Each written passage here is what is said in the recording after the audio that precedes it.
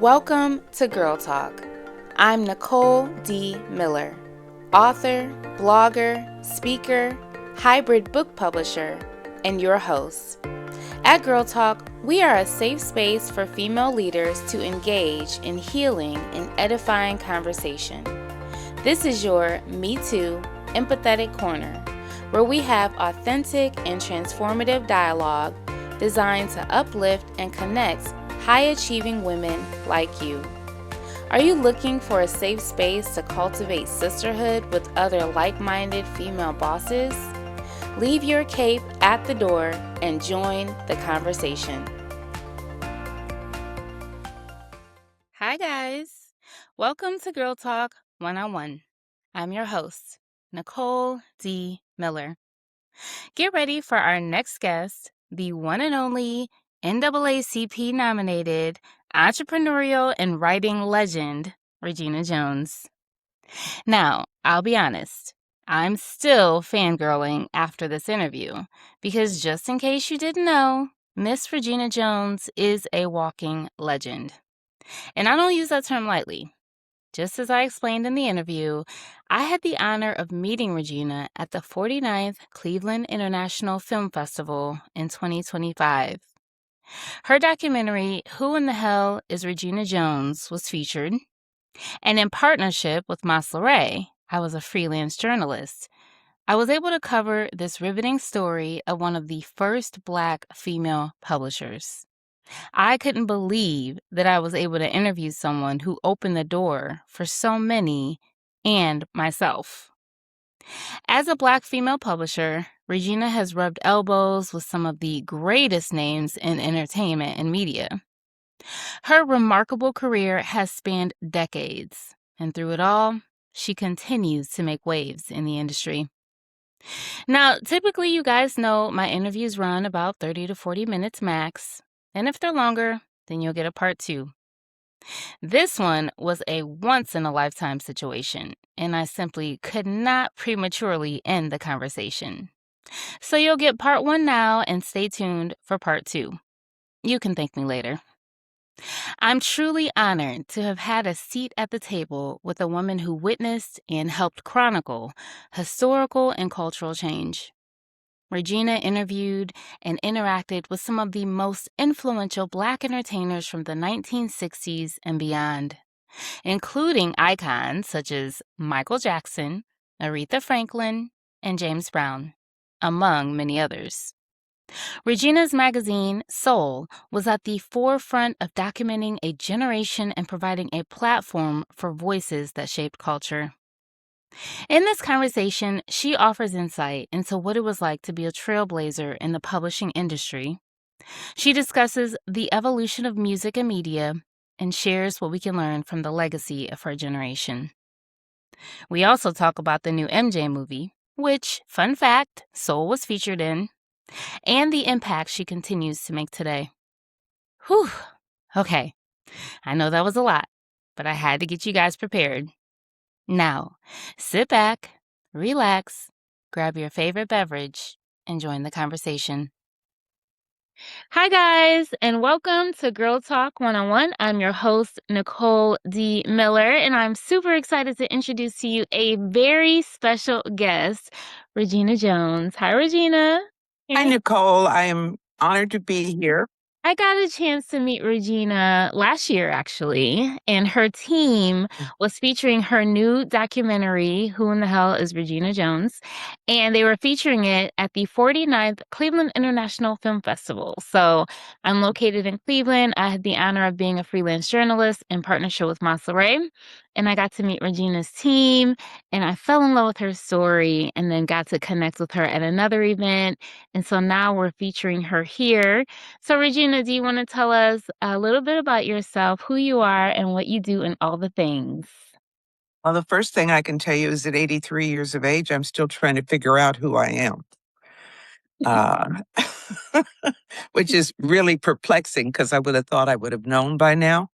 But I'm discovering how much I don't know about me or what I've never really thought about or dug into. And I don't know what's hitting me this morning, but it's really hitting me hard about the fact that we don't communicate and share And we have so much pent up in us from infancy to however age we are that we've either been ashamed of or kept secret or thought it was our fault or blamed ourselves.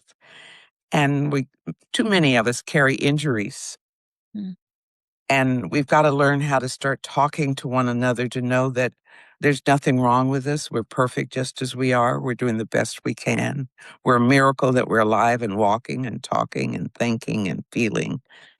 And I feel honored to be 83 and alive and awake. And, you know, uh, it does sometimes feel like an alien world I'm in, though. I got to tell you the truth about that, too. It's a strange little feeling, but I refuse to isolate or go inside or shut down because of it. I'm going to continue to go outside into the world and meet new people and see new things and be amazed and impressed. Last night I was at the California African American Museum and I saw an exhibit of uh, Langston Hughes. I saw a small exhibit of Gordon Parks and his composing, his musical and playing piano. And then the main feature was gay and lesbian rights and how our first Blacks, when we first acknowledged and became open about it. And it was a real wonderful display and story about that. And these are things that we all need to share. And sadly, the place was almost empty. And it was the opening, and it should have been packed with curious minded people all wanting to see what our roots are from and where we come from. And as much as I have been present in all these years, I still learned so much that I had no idea about just being there with Langston Hughes. Man, he was something, or a neighbor, Jewel. I can't, at the moment, I lose her name, but she started Catch One, which was the first gay and lesbian club here in Los Angeles for Black people, Oh. right down on Pico near where I live, and her history.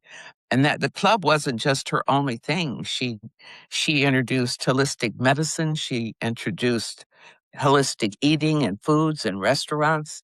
I mean, the contributions are magnificent, and very few people know about these things. Yeah.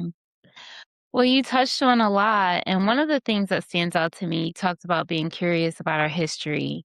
So, to give our audience a little bit more information about who you are, I will say you are the first Black female publisher of a newspaper slash magazine for Black artists. Okay, so I was just in awe to come across your story. As a female publisher myself, you broke those doors open. So, your newspaper is called Soul Magazine. Mhm. And can you give our audience a little bit more information on how that came about, how you got started in that field? Well, Soul newspaper, the first issue hit the stands April, I think it was April 6th, 1966. And it was a local Los Angeles edition. And then 6 months later, we spread up to San Francisco. And within a year, we were in 30 plus markets around the United States as we continued to grow. And my husband was a reporter during that time, and he had witnessed, as I did, the Watts riots here in 1965. And he was very concerned that we needed more to talk about us and our music and our history and our stories. And he loved music. I mean, he loved music. And the reality in 1966, they were putting out music and albums and put a Caucasian on the cover of a Black record to try to sell it. And he said, we need to know our stories. And so it's kind of started with the recording artist and then spread throughout all of entertainment. Black entertainment is what we covered in general. And his dream, his vision, his brainchild, I supported it. And it was born, it lasted 16 years. When I had to close the doors in 1982, I really, quite honestly, felt like I had gave birth to five beautiful children, but that was my sixth child. So when I It was like pulling the plug on my sixth child. I was devastated to let it go. Um, and I never thought about it being anything remarkable. There's so much work to do, as you know. There's we came out every 2 weeks. At first, it was a weekly, and then it became every 2 weeks, a biweekly.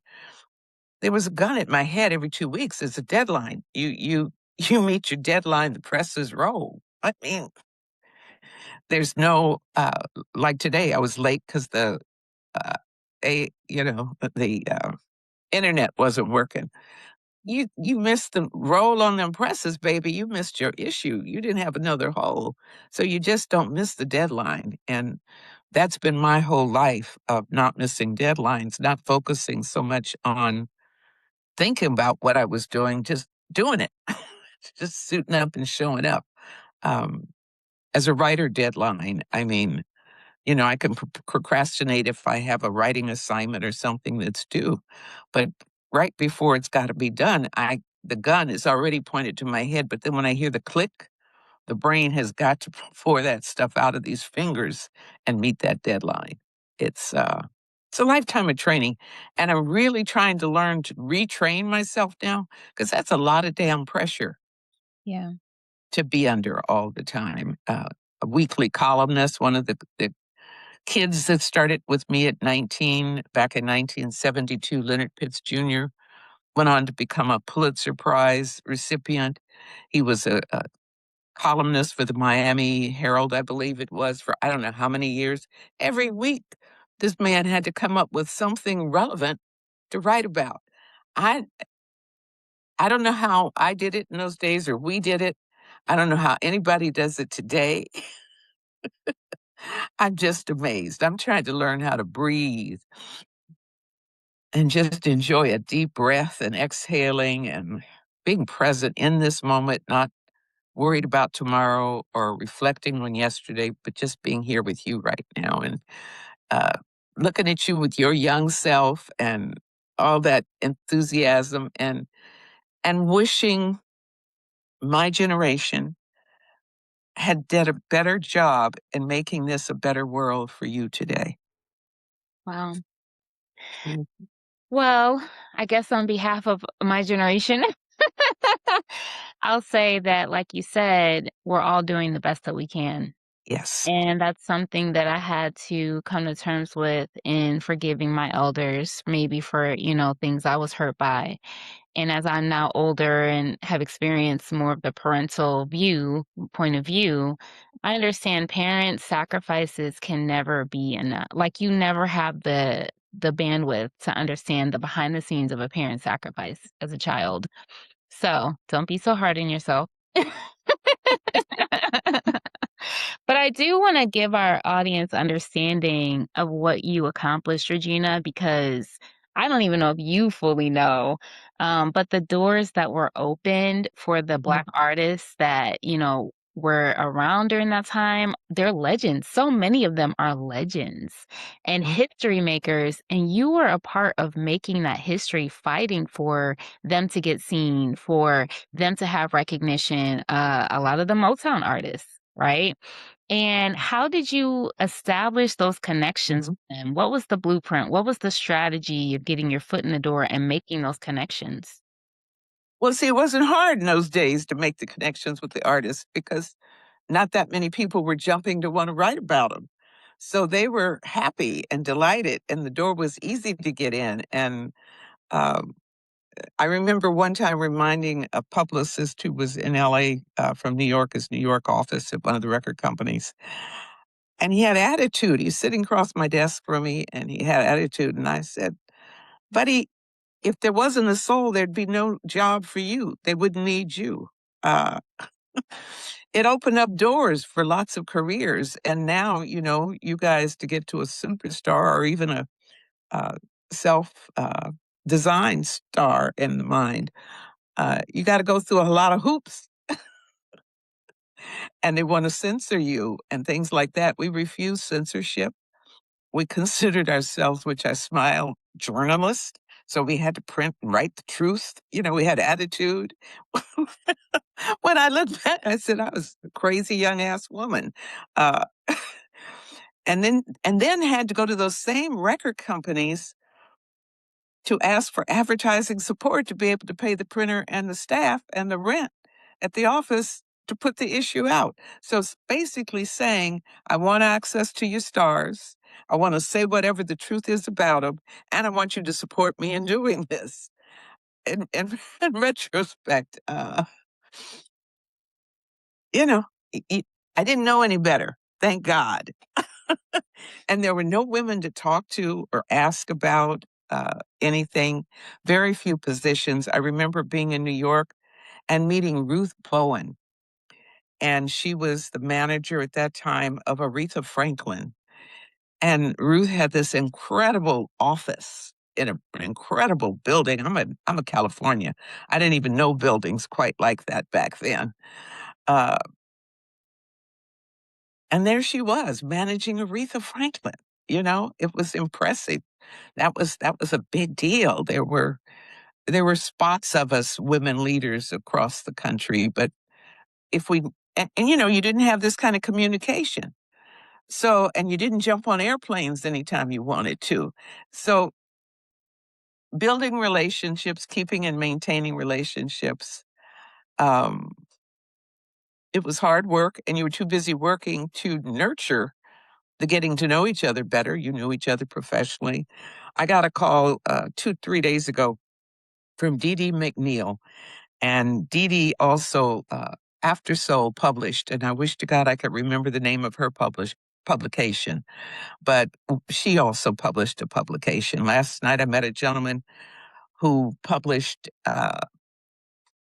the first Black gay publication, and I didn't even know existed from 19, I think, 88 or something to 94, or some years in that specter.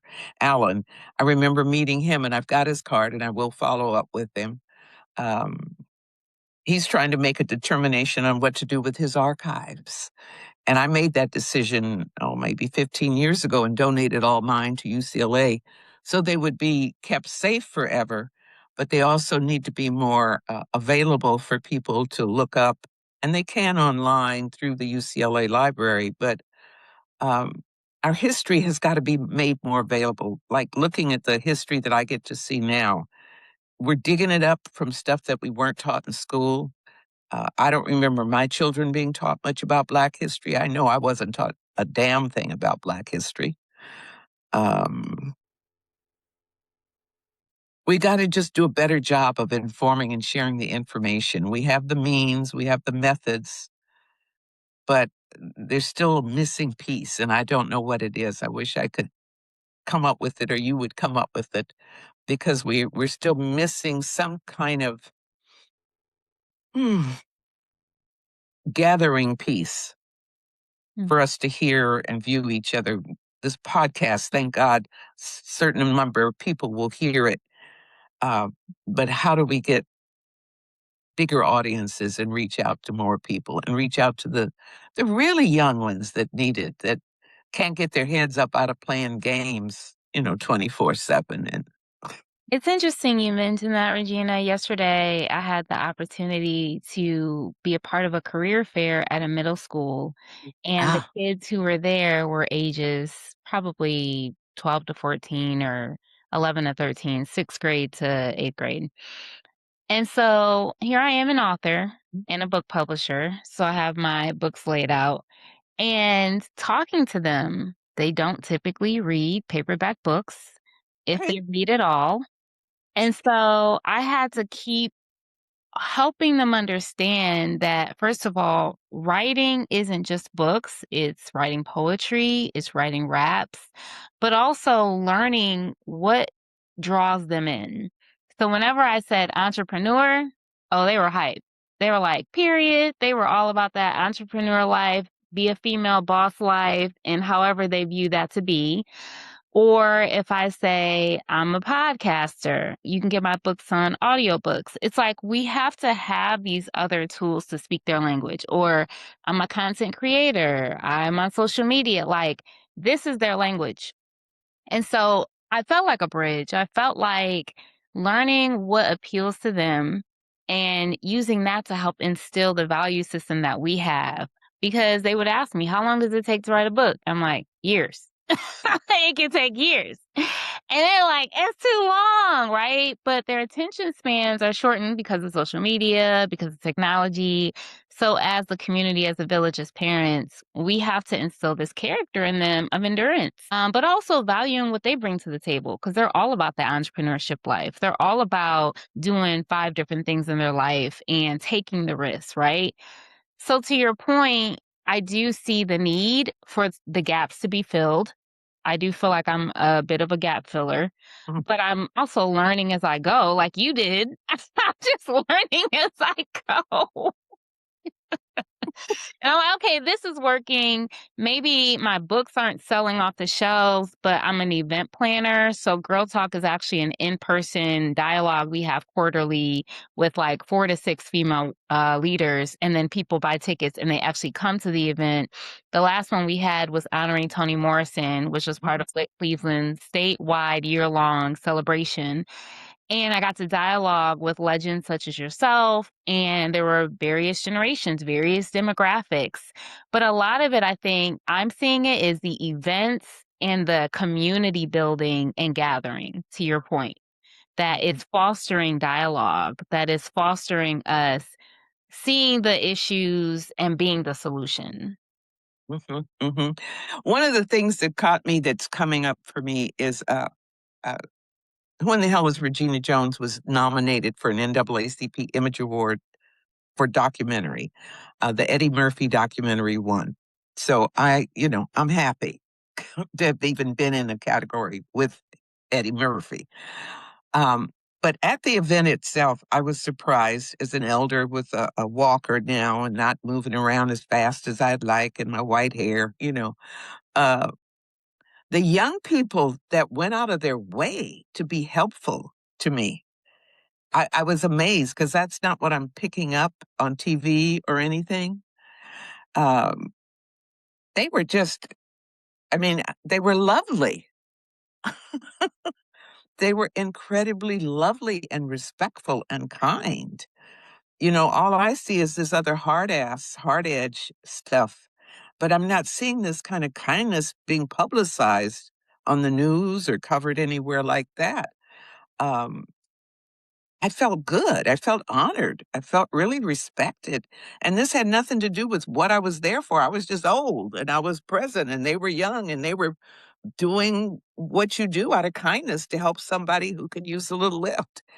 And that has not left me. And when you say middle school, I've got my youngest grandchildren are 20 now. I've got 13 of them, and they go up to 42, I guess. So, some of them old folks. But the great grandchild, he's 10, and he's the only one. And again, here's this next generation of really not having babies the way I had babies. I mean, they're not just throwing them babies out there and not worried about how they're going to care for them. Just do it. They're thinking it out. They're making decisions. But he was my sunshine and still is. But all of a sudden, at about 9, I started seeing this shift into this other person whose nose is into the iPad. And I'm lucky I get a hug and a kiss when he comes and a hug and a kiss when he goes. I don't know how to get in there and speak his language. I've been working at it and trying. It's it's tough. It's tough to get the ones in the 20s to make a phone call or to respond in a timely fashion. Or if they call, it's like having to learn all these different languages of communication. I grew up, there was one phone in the house, and that phone number was for everybody. And you had what they called then a party line, which meant someone in your neighborhood had the same damn line, and only one of you could use it at a time. Now I have to determine which of them speaks text, which of them speaks call and don't leave a message. That's a message in their mind. Which of them, I don't know. There's just other ways they communicate and uh, trying to remember how to reach one of them.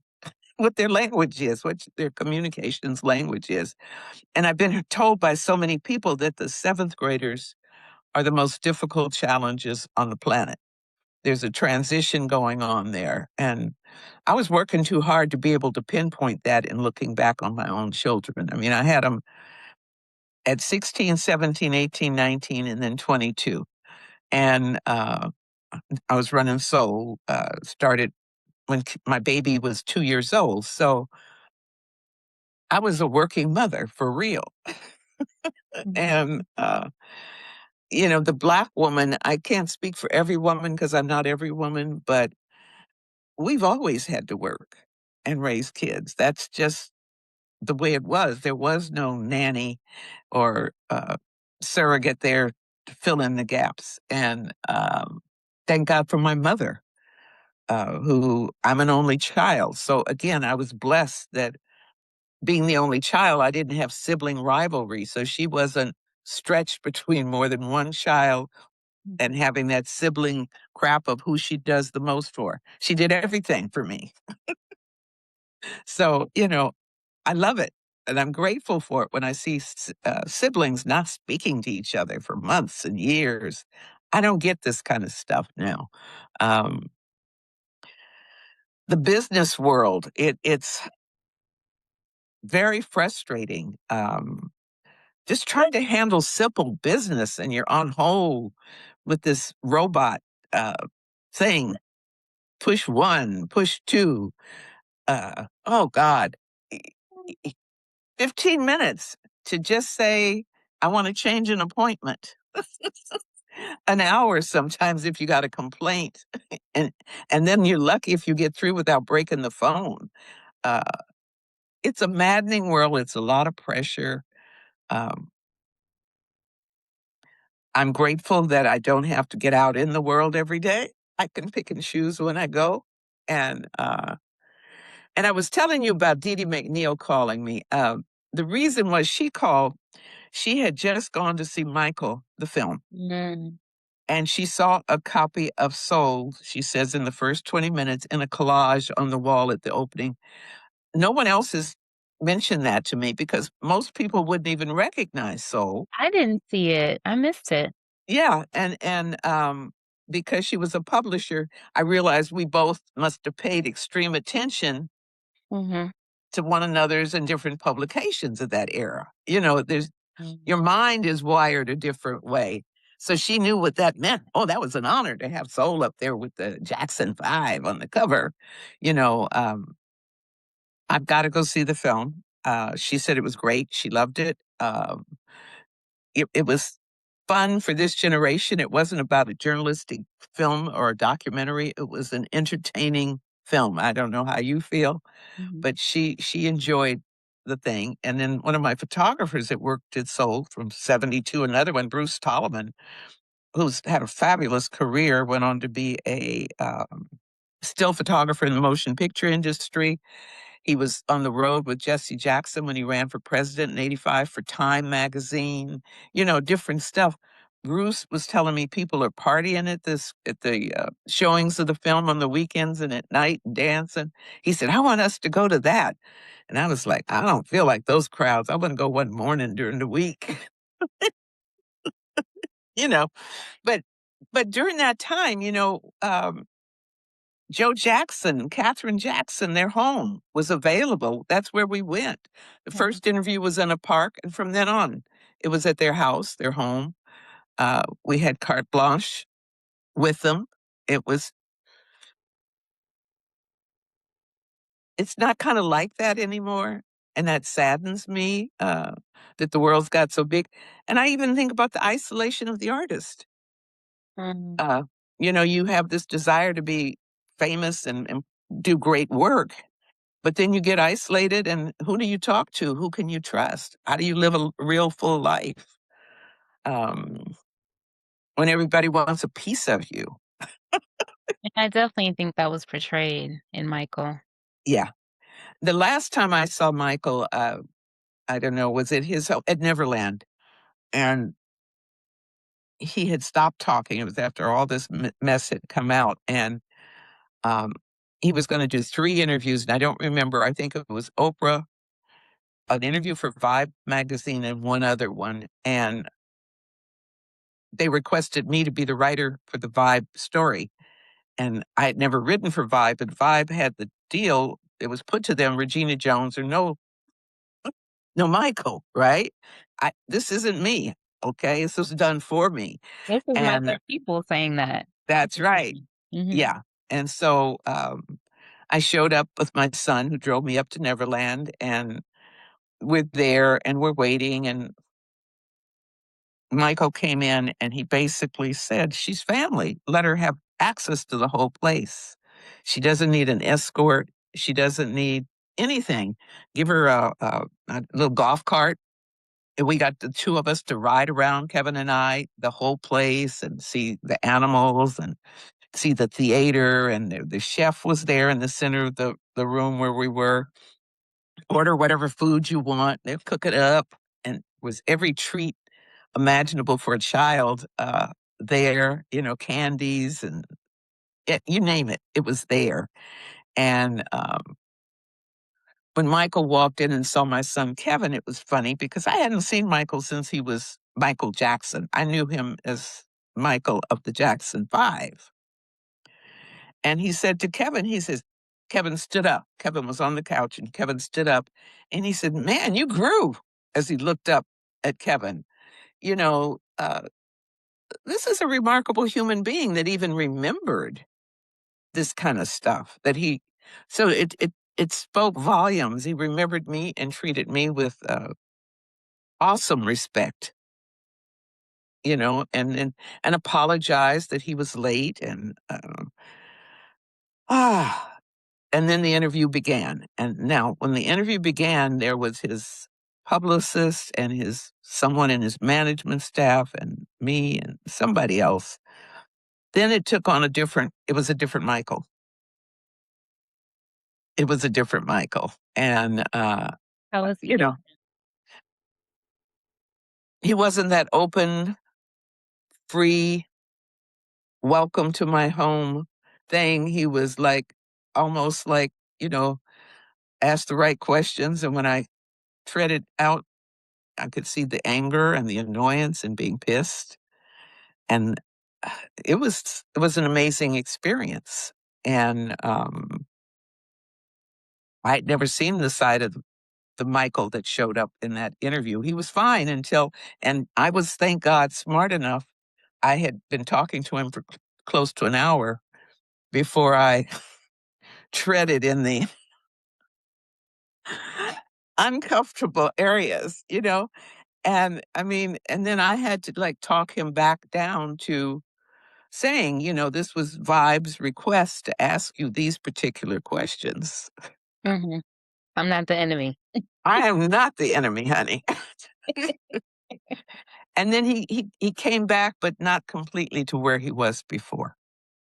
So it was, I could see the hurt and the damage that's put in there. I never tried to become friends with any of the artists because I didn't think I could be a journalist and be friends with Aretha Franklin. Um, she got mad at Soul once upon a time and stopped talking. She wouldn't return any of the calls. Her people wouldn't. And she was never available. So I, again, being uh, not educated in what the proper way to be, I called her daddy, the Reverend C.L. Franklin, and told him, Aretha won't talk to us. And he said, oh, that ain't right. That ain't never going to happen again. And it never happened again. From then on, there was access to Miss Aretha. And I remember we were doing Amazing Grace. They were recording Amazing Grace, and I was there. And she and I were kind of casual, just whatever. And I said, oh, yeah, I was a teenage mom. I was 15 when I got pregnant. She said, I was 14. I mean, we were doing this little dance with each other.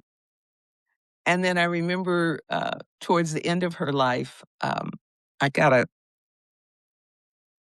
Facebook request to be friends from Aretha Franklin. And I wrote back, I know this isn't Aretha Franklin. Who is it? And she wrote back, it was her. And then I wrote back, tell me something only you and I know.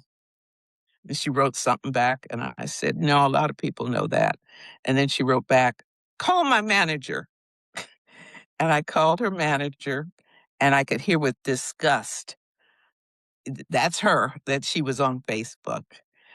And at some point, as we were exchanging things, during months of this now new friend on Facebook, I said something, I wish we had been able to be good friends. And she said, I thought we were friends. If we hadn't been, I would never have been talking to you. And I was deeply hurt with that, realizing again how fragile these are human beings that just happen to have been gifted with. And then some of them, like Aretha, like Michael, like Diana Ross, really work like country mules Yeah. to refine their talent. They wanted to be the best. They wanted to be outstanding. They outdid themselves over and over again. How really isolating that is, and really hard that is for them. They too are human, and they were gifted with talent, and then we suck them dry, and the wealth doesn't make up for it. Talking with Regina was a powerful reminder of how dramatically our world has changed in such a short period of time. Like Regina, I remember using a landline phone with a cord and having no idea what a cell phone was. Text messaging didn't exist. Social media wasn't even a concept. Yet, within a single generation, everything changed. As she shared her experiences, I found myself reflecting on how difficult it can sometimes be to relate to younger generations because the pace of cultural change has been so rapid. Our methods of communication, our expectations, and even the way we build relationships have been transformed. Can you relate to just how much the world of communication has evolved? Another fascinating topic Regina touched on was the cost of fame. First and foremost, am I the only one blown away that Michael Jackson's people refused an interview by anyone other than Regina Jones for Vibe magazine? I mean, Michael Jackson is calling you family. It just doesn't get any better than that. And it just goes to show, when walking in purpose, you will sit before kings. I was practically hanging on every word as she shared stories that revealed not only Michael's public persona, but also glimpses of his character and humanity behind the scenes. What I especially appreciate about Regina is her willingness to discuss the emotional realities that often accompany fame. We tend to focus on the scandals, headlines, and public narratives surrounding celebrities, but rarely do we consider the personal toll that level of exposure can take. Regina witnessed firsthand the experiences of Michael Jackson and many others. Through her stories, she pulls back the curtain on the entertainment industry, reminding us that behind the spotlight are real people navigating extraordinary pressures. I also admire that Regina wasn't afraid to challenge convention. She wasn't one to simply follow established protocols if they weren't effective. Her willingness to forge her own path is something I deeply respect and can certainly relate to. Well, that's part one of this incredible once-in-a-lifetime conversation with Regina Jones. Be sure to subscribe so you don't miss part two, and you can learn more about her in the show notes. And remember, I attract amazing women doing amazing things. So guess what, sis? That means you're amazing. Don't forget to subscribe, rate, and review this podcast. To continue the conversation, join our Girl Talk community by following @GirlTalkCLE on Instagram and Facebook.com/HTOHB, where you can join the Girl Talk Facebook group. You can follow me personally on Instagram @HTOHB, on Facebook.com/HTOHB, and at YouTube.com/@HTOHB. Feel free to reach out via email info@indiemillerpublishing.com. If you're a writer who wants to take the next steps into becoming a published author, you can book a one-on-one consultation at indiemiller.pub. Just let me know you heard about my publishing house through Girl Talk, and I'll give you a 50% discount on our one-on-one. If you'd like weekly inspirational nuggets, you can subscribe to my blog and monthly newsletter at NicoleDmiller.com, where you can learn more about me and my writings. Till next time.